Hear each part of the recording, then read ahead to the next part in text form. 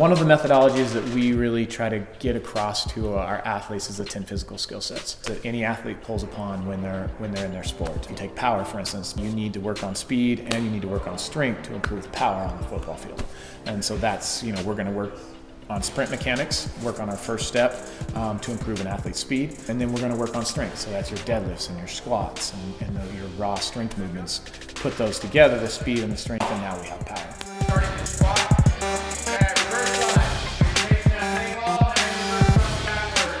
But they have to do it in full body movements, functional movements that they do on the field. So if you're sprinting and turning and changing direction, you're going to do that in here as well. So that prepares those athletes for what happens in game day, right? When the lights come on, they've already been under, whether it's an intense sprint or whether it's a long endurance metcon, they've been challenged in all these different ways. If you're dealing with younger athletes, you're really looking at, can they move well? And then can they show that under load before you're really going to start to increase the weight to anything that's anywhere near a max. Our job is to make sure that they move well, and then we'll move to perform.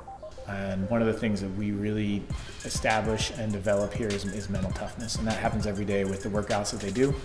They're always constantly pushing their limits, and that helps them when things get tough in their performances. We try to help our athletes understand how to feel their body for performance. Then the next thing I'd say is we try to help our athletes understand how to warm up properly, and then on the flip side, helping our athletes understand also how to stay healthy.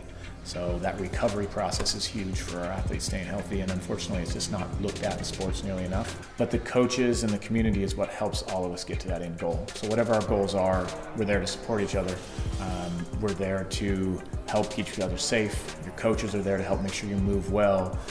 We spend a lot of hours in here as coaches just working on spotting mechanics, and then how do we help those athletes improve in those weaknesses. The competitive atmosphere that the community creates also helps improve that, because that's the same intensity that you're going to use on the field or in your sport. You're going to push away. The movement's coming through his shoulders.